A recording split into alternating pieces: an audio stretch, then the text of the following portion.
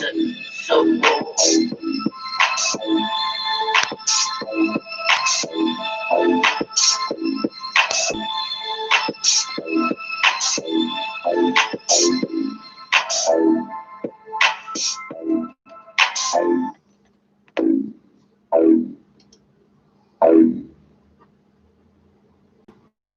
200 days worthwhile, but most people will have a regular job. They will.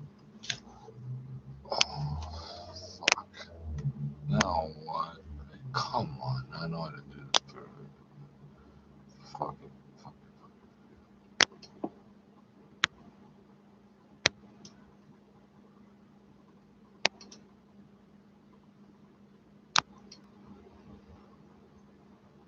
Oh, wow. Yeah, she's unstable. Too. Now, a lot of these kindergartens are reopening, but nonetheless, a lot of parents are worrying about this case with COVID-19. So not a lot of these parents are sending the kids back. We're looking at maybe 70% capacity, and even so, a lot of these kindergarten owners are saying they are barely making ends meet. So imagine the kind of income they're able to make from selling simply barbecues or steamed buns or whatever they're trying to sell. Oh yeah, I find it a bit. I mean, compared to primary schools or institutions, I think for kindergartens and all these preschools, like first of all, it's not just even the school. It's just simply even the teachers themselves. They cannot make a lot of money. Schools are torn between either letting people go or keeping them on and finding ways to make money, and it's really hard for them because when it comes to remote working or remote teaching, it's not really viable when you're talking about a 3-year-old or a 5-year-old.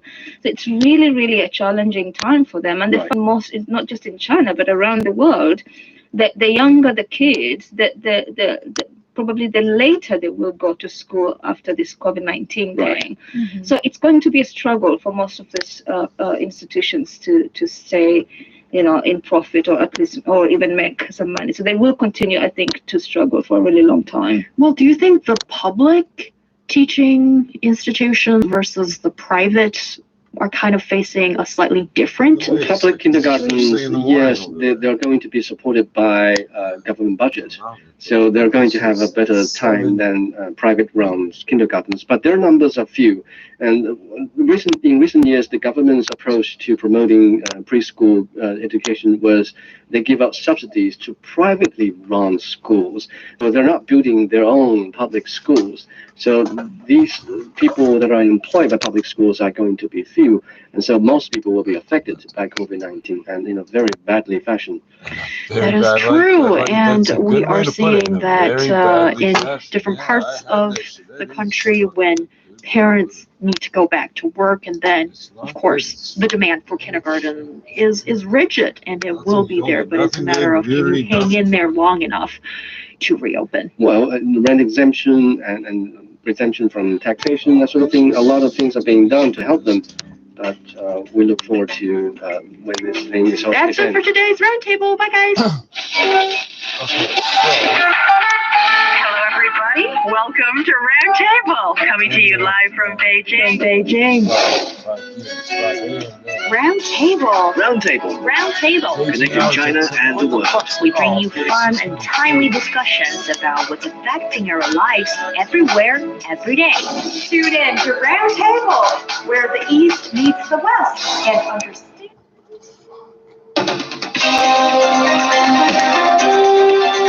You're listening to China Plus Radio, connecting you with China and the world.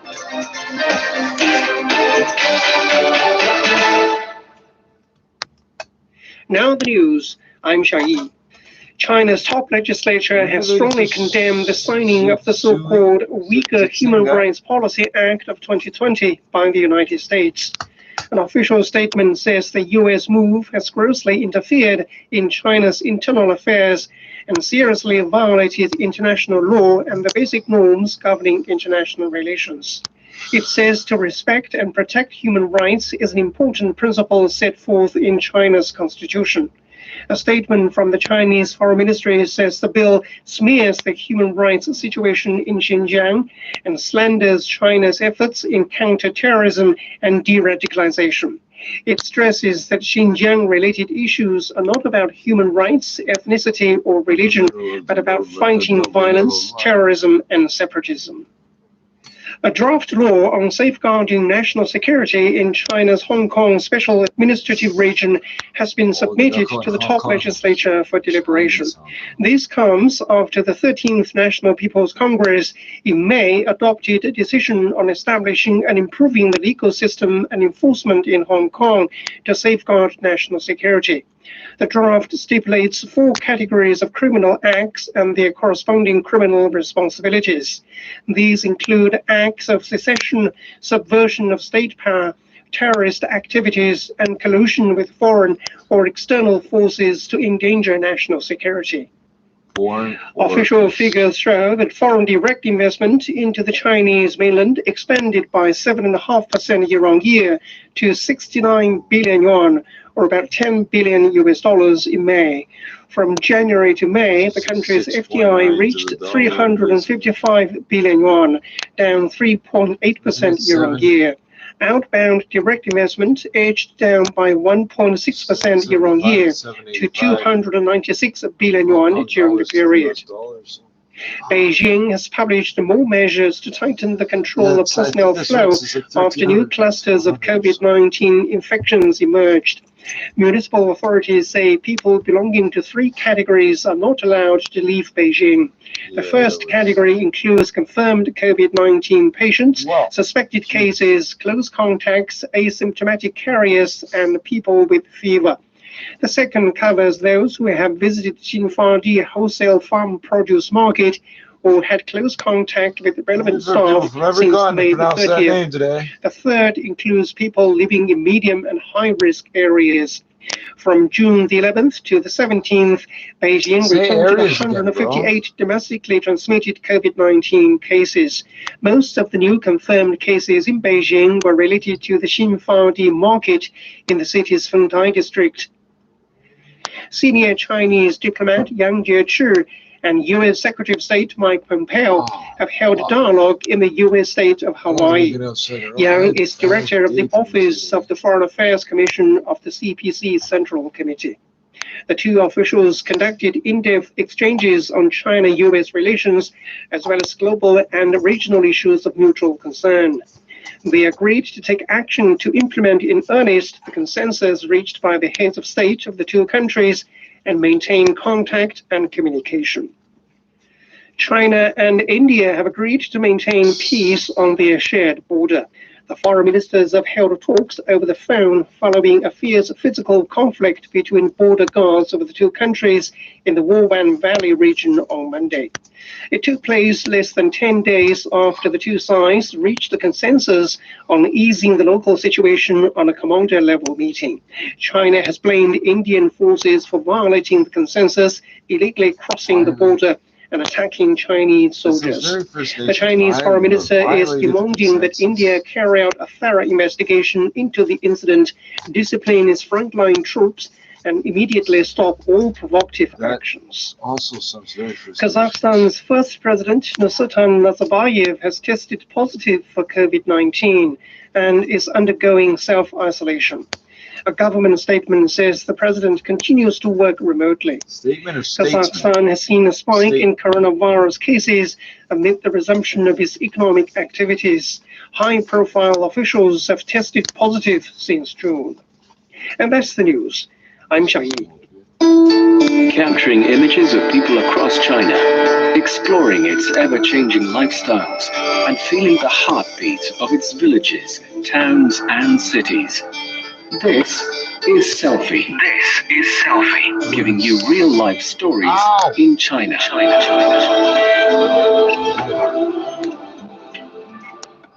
Oh shit, you know I shouldn't have done that, so it took me 90 seconds what I wanted to know.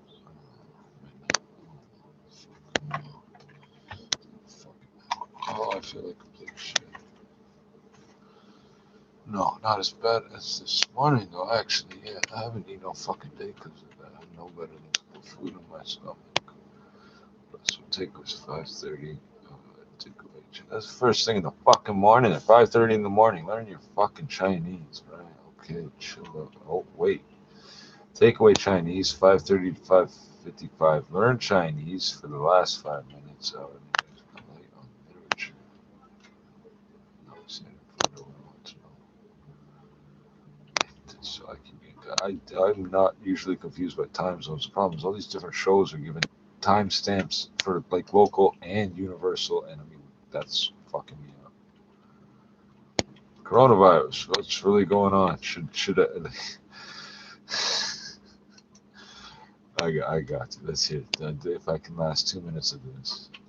At 7 should be the Beijing hour. First thing in the morning there should be 7 here. I think roundtable should be 5 in the morning here, live, and then I'll run the other ones. This podcast. Oh, you don't fucking put no details in it, do you? 18th. What's today's? The 18th, right? Okay, so this is 10 minutes only, so it can't be that bad. This is what? China Africa Summit. Alright, let's hear it. I think we did hear more. Hello, and welcome to today's edition of Coronavirus. What's really going on? The China Plus podcast that brings you everything you need to know about the novel coronavirus. I'm Shane Bigham. In this edition, we'll talk about the extraordinary China-Africa Summit on solidarity against COVID-19 and what it means for both sides, as well as the global fight against COVID-19. President Xi Jinping's promising that China will continue to do whatever it can to support the COVID-19 response in Africa. The two sides held a video summit on solidarity against the novel coronavirus on Wednesday. Xi Jinping is calling on both sides to work together to build a China-Africa community of health for all. COVID-19 is still affecting many parts of the world. Both China and Africa face the formidable task of combating the virus while stabilizing the economy and protecting people's livelihoods. We must mobilize necessary resources, stick together in collaboration, and do whatever it takes to protect people's lives and health and minimize the fallout of COVID-19. Xi Jinping pledged that once the deployment of a COVID-19 vaccine is completed in China, African countries will be among the first to benefit. He also announced that China will cancel the debt of some African countries' interest-free government loans that are due to mature by the end of this year. China is also to start ahead of schedule the construction of the Africa CDC headquarters this year and speed up the construction of China-Africa friendship hospitals. Currently, Africa has over 250,000 confirmed COVID-19 cases and more than 6,700 deaths. South African President Cyril Ramaphosa highlighted the role of multilateralism in the global anti-pandemic war. This pandemic demands solidarity, demands global cooperation and collaboration. Stop looking at me like that. We need to strengthen the multilateral system and support the international institutions that must guide our response to this crisis. President Uhuru Kenyatta of Kenya called for efforts to strengthen disease control capacity in Africa. And today I also urge the leaders participating in this summit to join hands to strengthen disease control capacity in Africa, to deepen China-Africa cooperation in the manufacturing of pharmaceuticals and health equipment, and to champion open trade corridors for health commodities in order to reduce disruption of the global production and supply chains. The summit was jointly initiated by China, South Africa, the rotating chair of the African Union, and Senegal, the co-chair of the Forum on China-Africa Cooperation. The attending leaders issued a joint statement affirming that both sides will further consolidate cooperation and support the United Nations and the World Health Organization in leading the battle against the pandemic. They also agreed to oppose politicizing the COVID-19 pandemic and stand firm for equity and justice in the world. WHO Director General Tedros Adhanom Ghebreyesus says platforms like the extraordinary China-Africa Summit are important in strengthening global solidarity in the fight against the novel coronavirus. Unity and solidarity are very important to defeat this virus. When unity and solidarity is lacking, when there is a crack between us, the virus exploits that crack between us, the differences between us. And that's why national unity and global solidarity is important. And platforms like this will be important in strengthening solidarity across the globe. The world has now recorded more than 8 million cases. And solidarity is lacking when there is a crack between us. The virus exploits that crack between us, the differences between us. And that's why national unity and global solidarity is important. And platforms like this will be important in strengthening solidarity across the globe. The world has now recorded more than 8 million cases of COVID-19. A Chinese expert says the China-Africa summit held on Wednesday has shown strong determination from both sides and will encourage future cooperation in fighting against COVID-19 at all levels, such as in the development of a vaccine. And with more, Huang Yue spoke to He Wenping, research fellow at the West Asia and Africa Studies Institute of the Chinese Academy of Social Sciences. Why does China hold the summit at this time? I think the timing is very important because now Africa is fighting this COVID-19 in a very hard way, and also China, we have been accumulated a number of those experience for fighting COVID-19. So this kind of timing is we are matched with each other. China can offer this, anti-virus materials and especially those experiences, and Africa is badly need all those wanted materials and including face masks, like protective those shoes, and plus you can see in the current situation globally, we badly need a kind of a spirit for calling and also for doing this international cooperation for fighting COVID-19. Cannot be saying scapegoat this blame to other country, or just saying blame like even WHO blame other country for their own failure. So I think in order to promote international cooperation for fighting COVID-19, I think China, Africa, now we are doing the right thing in the right direction. What do you expect this summit to influence the future cooperation between China and Africa? This summit itself has once again shown this strong determination coming from those leaders. And even plus, two very important the participants. One is the UN Secretary General, Mr. Guterres. Another is the Director General of the WHO. This shows either the UN and also the WHO, they all give a very strong support for this closer China-African cooperation for fighting this COVID-19. So with those very strong backup coming from those leaders, that will encourage all kinds of different levels of people, like medical, doctors, companies, even our scientists doing those research on how to find the vaccine. All those kinds of cooperation, they are getting the most strongest those motivation now. This is the momentum has been made. In the meantime, Professor Joseph Mahoney from East China Normal University expects the international cooperation against the pandemic to help improve public health systems in Africa. In today's world, as been proven again and again, new diseases can emerge quickly and quickly become pandemic. This is true even if diseases emerge in places with relatively robust public health systems, as happened with COVID-19 in China and H1N1 in the United States. However, many African countries are particularly vulnerable, lacking both regional and national organizations and infrastructure capable of providing effective control and containment of outbreaks, as well as adequate access to even basic health care. They need assistance now in this time of crisis, and indeed, broad international cooperation is required to contain the pandemic worldwide. International cooperation in China begins with organizations like the African Union and includes international cooperation via regional organizations that support trade and security as well as health. As this pandemic has demonstrated, this is also true in Asia, as we've seen with ASEAN. Therefore, China's support for projects like Africa CDC under the African Union and its efforts to help build healthcare infrastructure while also alleviating debt burdens will help strengthen local capacities and will continue to serve needs long beyond COVID-19. People in Africa say the China-Africa Summit on Solidarity Against COVID-19 reveals the dynamism of cooperation between the two sides. And Gao Junyup has more from Zimbabwe. Zimbabwean Foreign Affairs and International Trade Minister Sibusiso Moyo says the summit was held at a critical time as the whole world is fighting against the COVID-19 pandemic. He says many African countries, including Zimbabwe, face daunting challenges to fend off the disease.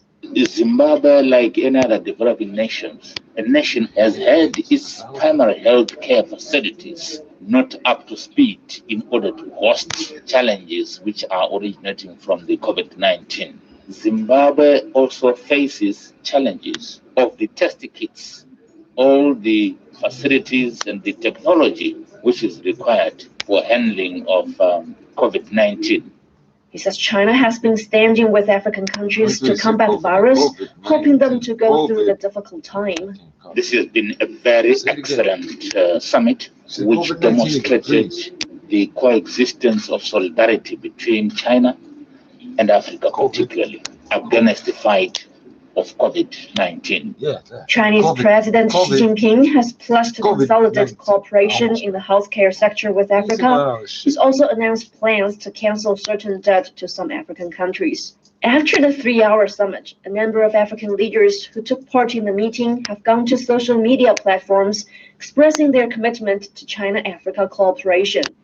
Senegal President Macky Sall says the joint declaration announced at the summit will further enrich the Beijing Declaration and focus 2019 to 2021 action plan, deepening cooperation in healthcare and medical care between China and Africa. Ethiopian President Abiy Ahmed Ali says it's important to strengthen existing cooperation between China and Africa to overcome the COVID-19 pandemic. After the COVID-19 outbreak, China sent a large amount of medical supplies and assistance to over 50 African countries in the African Union, and also dispatched 5 teams of medical experts to the continent. Currently, 46 resident Chinese medical teams are now in Africa helping locals to fight against the pandemic. And with that, we end this episode of Coronavirus, What's Really Going On. Don't hesitate to subscribe to our podcast for another episode filled with facts, voices, stories, and opinions concerning the global battle against coronavirus. For detailed news and reports on COVID-19, visit chinaplus.cri.cn and listen to the Beijing Hour online. Drop us a line on our podcast so we can provide you with even more content that interests you. I'm Shane Bigham. Thanks for listening.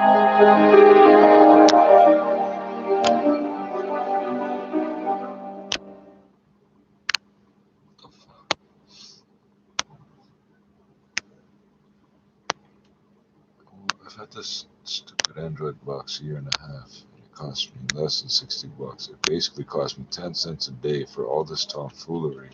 If I blow it up now, as long as I manage to record it on like my cell phone or something, money well spent.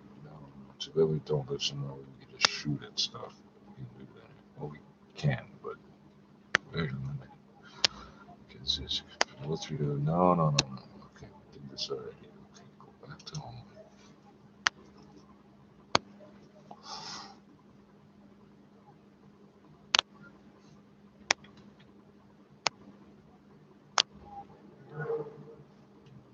Do that again, brother.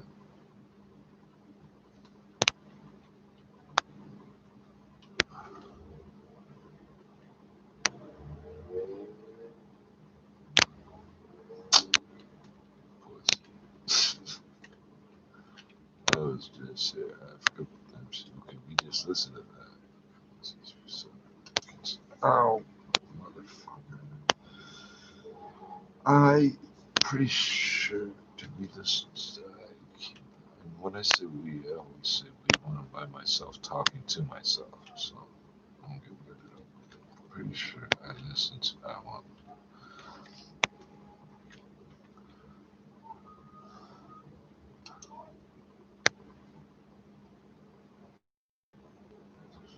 Two choices. Okay, that's register. Oh.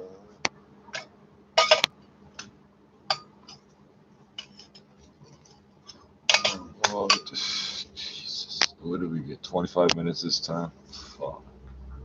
You guys are pathetic. Serious. I can see it's frozen already. But seriously? There's smoke coming off of it. Oh, fuck. Okay, what's the date on this one? Round table, blah, blah, blah, blah, blah, blah. Let's see, the 17th or 18th. 18th. Oh.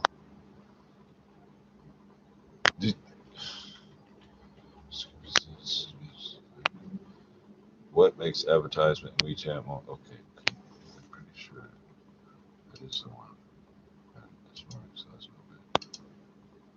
China's kindergartens cook up creative ways to survive lockdown. Okay, Beijing. Oh, that sucks. That sounds like it sucks. Fuck. Okay, motherfucker. Oh yeah, this fucking. Nobody knows what a denial of service attack is, eh? Like, seriously? The components that are fucking up aren't directly dependent on each other. The browser has the exact same glitch 10 times in a row it's never had before, and then it never happens again. It's kind of hard for me to think of something normal. Music, not normal. I don't want to do. Audio, no, that's too far down. Okay, back up. Education.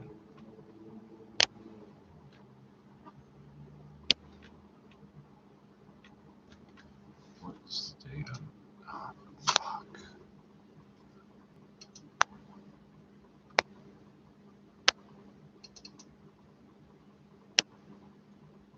The fuck?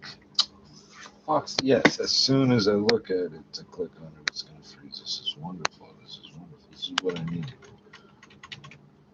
It says UTS. Pretty sure channels. Damn. Shouldn't do anything at night.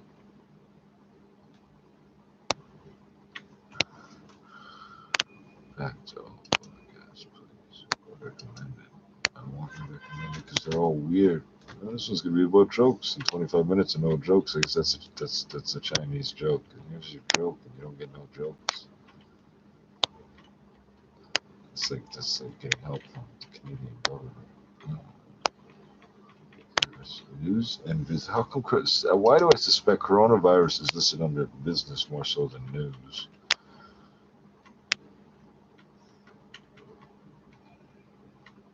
The point. Oh, this one's actually good, but I don't know the last time they updated it. That's what was weird. That's what I'm wondering. If things go wrong, she just doesn't get updated, right? 13th. That's odd. Fuck. Fuck's sakes.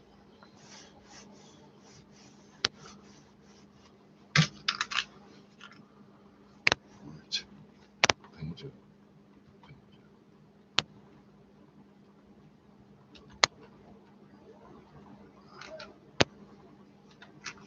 Wait, actually, this one is stupid. There's better not be all 5 minutes long to be the source. 25 minute weekly. Damn it. I'm a vegetarian. Yeah, that's your Chinese drill. Damn it.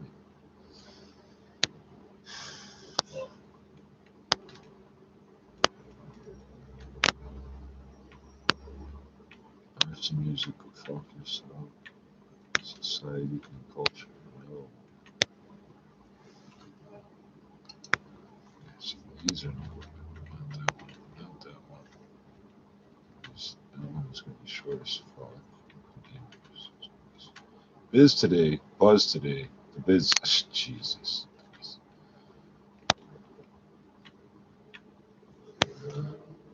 World today. What is real fucked? I did not listen to this today, did I? I don't think so. 18. Oh, fuck. If you dig, you will find somewhere. It's 34 minutes, 8 seconds. Top China, U.S. diplomats meet in Hawaii. What does it mean? That's a good question. June 18th. That's today, I think. Pretty sure. Well, it's yesterday. well, it's not yesterday. It's, in China, it's tomorrow. So the 18th is yesterday in China. Today, provide you with in-depth news and expert analysis, telling the whole story and dinner. Bring you the news you want to know on Today.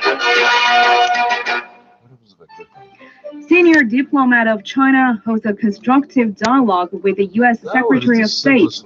China promises to do whatever it can to support the COVID-19 response in Africa. COVID-19 is still affecting many parts of the world. Both China and Africa face the formidable task of combating the virus while stabilizing the economy and protecting people's livelihoods. Spat between U.S. President Donald Trump and John Bolton escalates over the former National Security Advisor's new book. You are listening to Road Today, the news program with a different perspective. I'm Glenna in Beijing. In the coming hour, we'll bring you in-depth analysis of this news and other stories we've been following. To listen to this episode again or to catch up on previous episodes, you can download our podcast by searching Road Today. It's a picture of a Facebook, but I don't think it's real. At the request of the United States, Chinese senior diplomat Yang Jiechi has met with U.S. Secretary of State Mike Pompeo in Hawaii earlier this week. According to China's foreign ministry, the dialogue has been constructive and the two sides have agreed to continue engagement and communication. The meeting comes at a time of fast deteriorating relations between Washington and Beijing, seeing the U.S. escalate the conflict with China over a range of issues. So for more on the dialogue and the China-U.S. relations, we are joined on the line by Dr. Zhu Feng, Professor of International Studies from Nanjing University. Thanks for joining us tonight, Dr. Zhu. Thank you. So first of all, what has been covered in the dialogue? It's reported. I think the dialogue covered multiple issues. I think the media reports also mentioned, for example, the phase one trade deal is a very important focal point. Then the second one, of course, is very importantly, with the some sort of a trade war posed by the United States against China now is escalating and getting worse. And it's also a big concern for China. Then, of course, other points also both Chinese and American officers just touched intensely on is Xinjiang waiver human rights issue. The Chinese generally consider it an ideological attack from the White House. It's too much, intervention to China's domestic affairs. And American misunderstanding and even just a mention of some sort of new actions vis-a-vis Xinjiang issue. This is fucking retarded. What the fuck is the point of this? How the fuck does nobody tell this guy that nobody can understand what he's saying on the fucking phone? The fuck? I want to know what the fuck happened today. Jesus fucking Christ. Please tell me you got something else. Pretty good. They only mentioned the one guy's name. Fuck. Of China's relations with Africa, which is the POCAC. Okay. First, the public health emergency. Ping is promising that China will. He's mumbling into the phone. He's got it pressed against his cheek too. You can hear his jawbone vibrating or some shit. He decided in showing how tough it is in adjusting the China's when you don't know what they're saying. So what's happening in Xinjiang and greater minorities? A lot of the international community also understands the minority ethnic issues in any country will be a very, very controversial. China just did what we did here. That's just how they crack down. But most important thing is we should prosper the Xinjiang River area and also just to get all the people there enjoying freedom and economic spread out. So it's totally easier to think through, for example, the country's sovereign rights well, just in part of Beijing to do as Chinese people want. Chinese people live in China where they make fucking phones. He's never called anybody but this station. Like, what the fuck? I know they're too fucking polite because they're the government. Diplomatic fucking. So then, my view is that Trump's China policy contributes around that. And also just showing some sort of real, let's say, problematic nature of the time code. Thanks, Dr. Zhu, for your insights tonight. That's Dr. Zhu Feng, Professor of International Studies from Nanjing University. This is World Today. We'll be back in a minute. Please don't bring this same motherfucker up again.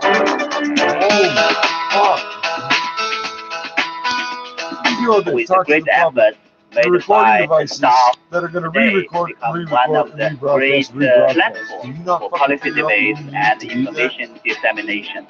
And I wish today have an even brighter and greater tomorrow.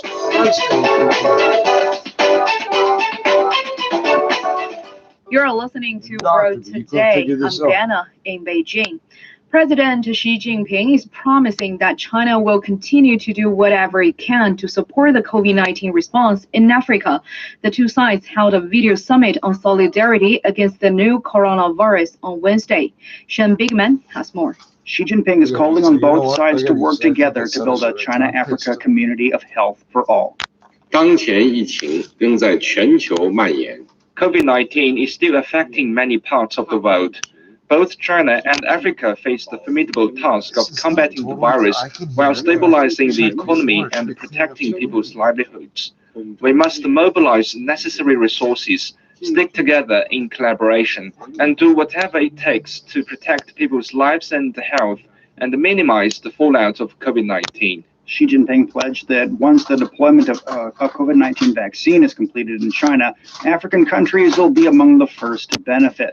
He also announced that China will cancel the debt of some African countries' interest-free government loans that are due to mature by the end of this year. China is also to start ahead of schedule the construction of the Africa CDC headquarters this year and speed up the construction of China-Africa friendship hospitals. Currently, Africa has over 250,000 confirmed COVID-19 cases and more than 6,700 deaths. South African President Cyril Ramaphosa highlighted the role of multilateralism in the global anti-pandemic war. This pandemic demands solidarity, it demands global cooperation and collaboration.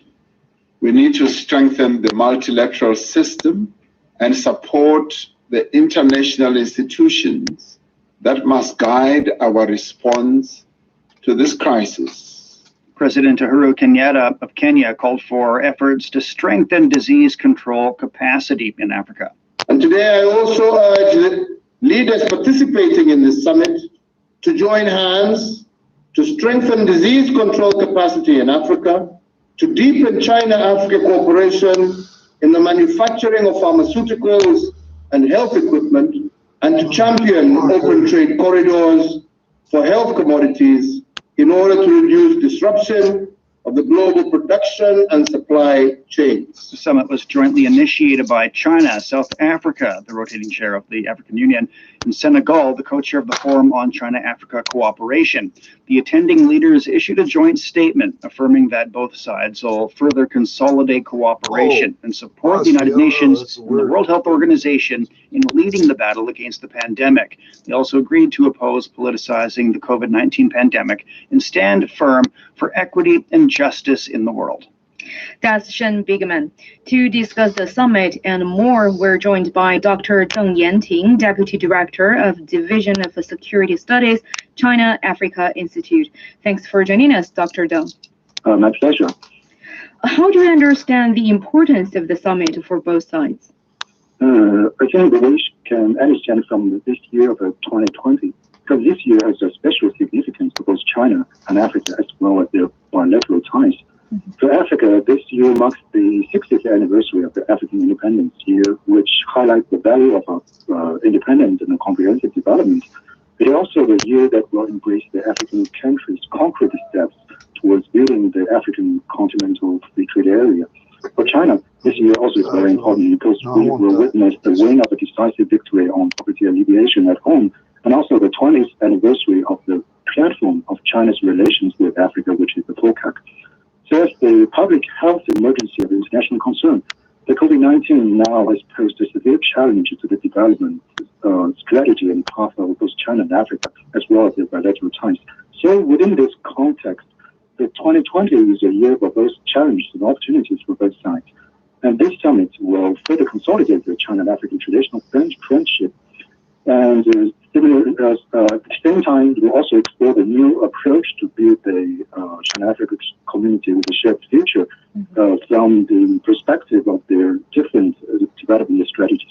There are many commitments China has made to Africa. China will start the construction of Africa's Centers for Disease Control ahead of schedule, and it will also speed up the building of China-Africa Friendship Hospitals. So how urgent are these projects to Africa during the pandemic? How will these projects strengthen the health infrastructure in the region? Yes, as a matter of fact, the public health, and especially the available and affordable medical services, have been emphasized by both the Agenda of 2063 of the African Union and also the development outlooks of various individual African countries as one of the pillars to support the inclusive development. But from this pandemic, the COVID-19, which has now spread to all African countries, Africa is now still far from being capable to efficiently deal with the public health challenge in terms of the early warning and the testing, and also the medical treatment, especially the lack of testing kits, and also the personal protective equipment among the main causes that could account for the current spread of the pandemic. And in fact, this pandemic, I think, is just one tip of the whole iceberg. In the history of a fight against Ebola, measles, and even malaria, tuberculosis, any kind of a disease you can find in Africa. Africans' ambition for building a healthy and safe continent were always dwarfed by the lack of sufficient capability and medical resources. And I think that China's engagement will effectively support the ongoing battle against the COVID-19 in Africa, as well as to empower different African countries. And also African Union as a whole, of course, their capability to neutralize such kind of a health challenge in the future. China pledges that once the development of COVID-19 vaccine is completed in China, African countries will be among the first to benefit. So what does this promise mean for Africans? Yes, as we know, China is the first epicenter of the pandemic this year, and also the first country to win a staged victory, if we do not call it a decisive victory, over this pandemic. And this enabled China to play a leading role since January on exploring the countermeasures against this pandemic, including the vaccine, as you have mentioned. I think that China's willingness to share vaccine with Africa shows Africa topped the agenda of China's foreign relations. So as a part of the international goods provided by China now, and this vaccine will not only support Africa to deal with the ongoing pandemic, but also will become a clear proof to show China's open and cooperative attitude in its management of China-African relations. China also will cancel the debt of some African countries' interest-free government loans that are due to mature by the end of this year. Which nations will benefit the most? To what extent will this ease their debt burden? I think these kind of countries could be identified. These countries should be the countries who have carried out the cooperation with China and the framework of the FOCAC. Or to be more specific, this should be the African countries who have integrated their development strategies with the Belt and Road Initiative of China. You can run a roll over to Africa, bro. The latest China-African cooperation program and projects carried out through a comprehensive solution covering Chinese financing, Chinese construction, and Chinese management. And this calls for the payment of loans through these projects and programs to profit gain. But again, back round of the COVID-19, the economic development of all African countries are all adversely affected by this pandemic, which of course has also influenced the management of this project or program. So if the profit gain is trapped into trouble, so the chain would be unable to maintain, which would in turn become an economic burden to African countries. So China's promise on debt relief corresponds to the principle for providing a conducive environment for African countries' development proposed by this year's African Union Summit, because it can provide African countries with enough time and space to recover from the shock caused by the pandemic. As we know, global coronavirus cases have exceeded 8.3 million, with over 440,000 fatalities, according to the latest tally from Johns Hopkins University. So do you think the summit means anything for the global fight against the virus? Yes. According to the terminology of the World Health Organization, this COVID-19 is an international public health threat. So this means it is a threat to all humankind. It has nothing to do with any individual country, any ethnic group, any continent, or any race. So the battle against this pandemic, especially with victory, needs the cooperation of the whole world. And this China and African Summit on the fight against the pandemic shows that China, as the world's largest developing country, and Africa as the continent with the most developing country in the world, are now adopting an attitude of open, constructive, and solidarity, and also multilateralism to deal with the same threat of mankind. And this summit also is a sharp contrast to some Western countries who have been mainly relying on their ideologies, unilateralism, or even racism to deal with the pandemic since their outbreak. So this summit tells us they only abide by the principle of building a human community of a shared future. Could the common challenges of all worlds, of all humankind, including the COVID-19 of the 2020, could be really settled. Thanks for your time, Dr. Deng. That's Dr. Deng Yanting, Deputy Director of the Division of Security Studies, China-Africa Institute. Former U.S. National Security Advisor John Bolton has questioned Donald Trump's qualification as a president and made many allegations in his forthcoming book, The Room Where It Happened. The U.S. Justice Department is suing to block Bolton from publishing the book on grounds that it threatens national security. Joining us by phone to discuss this is our Patrick Flannery. Thanks for joining us, Patrick. Thank you, Anna. So do you think people in America are surprised with some of the revelation about President Trump in Bolton's book? Well, there are certainly a lot of bombshells. Wow. Perhaps the biggest is the revelation by John Bolton that President Trump pleaded with President Xi of China to help his chances of re-election. John Bolton has said in the lead up to publication of this book that the only thing driving Donald Trump is his determination to win another 4 years in office, and that he'll do anything to achieve the goal, even if it means committing impeachable acts. He writes that Trump told him that he wouldn't provide military aid to Ukraine unless the president provided dirt on Joe Biden, who's running to unseat Trump in November. And in the case of China, Donald Trump asked President Xi that China buy American farm products, and that doing so would help Trump win votes in the farm states. That's according to the book, which is scheduled to be published next week. Although Trump is trying to have it censored and not published at all, the book is still under pre-publication review to see if anything in it should be determined as classified. And Trump says John Bolton is breaking the law by even writing about their conversations. You mentioned Trump's tariff talk with China to his own political fortunes, meaning his re-election bid. The accusation is denied by Trade Representative Robert Lighthizer, who says nothing like this took place. Is Bolton lying for the sake of promoting his book, or is Lighthizer trying to protect Trump? Well, only Robert Lighthizer has something to lose if he speaks out against Trump right now. Lighthizer right now has his hands full, as it is, with this investigation he's just launched into whether the U.S. should slap new tariffs on its trading partners in the EU and in the UK for levying digital service tax on American tech companies that operate abroad, like Amazon and others.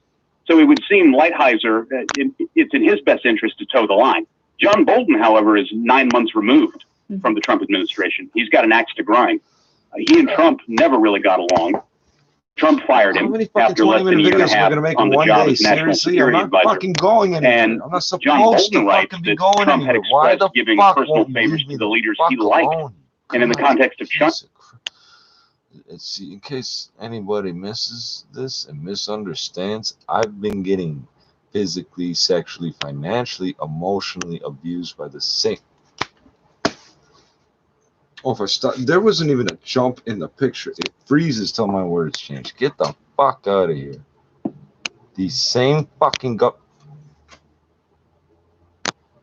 seriously, these same fucking government people have been literally fucking me in the ass, stealing my money, hitting me, denying me medical care, and then accusing me of crimes, dragging me before courts. I can't count how many times.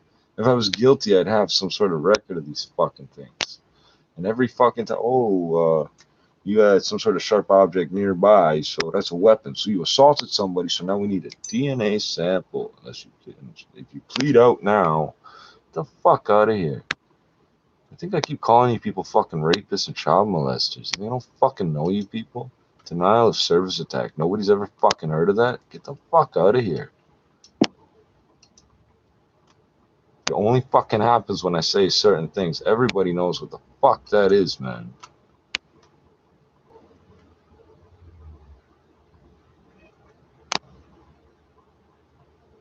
Actions, which is interesting because I've done nothing to interrupt anything to do with the internet.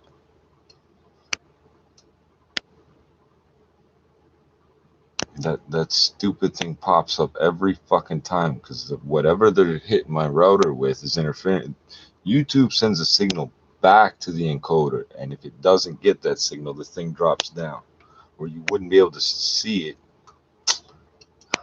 Fucking such bullshit to deal with. I'll have to deal with it. These people can't fucking hurt me.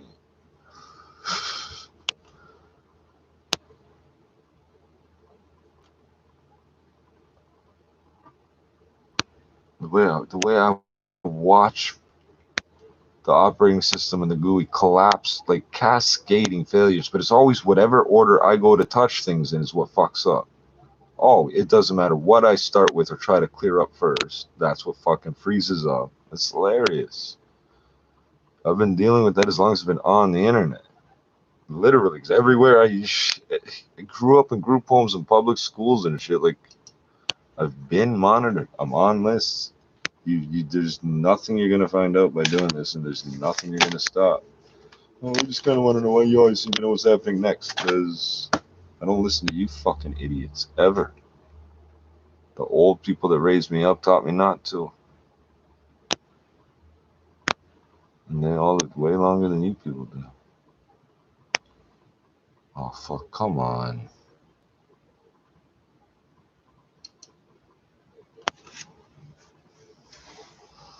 Oh, everything's just running super smooth instantly. I didn't clear nothing out of memory or could nothing. All of a sudden, everything's running super smooth. Look, the video's running, everything.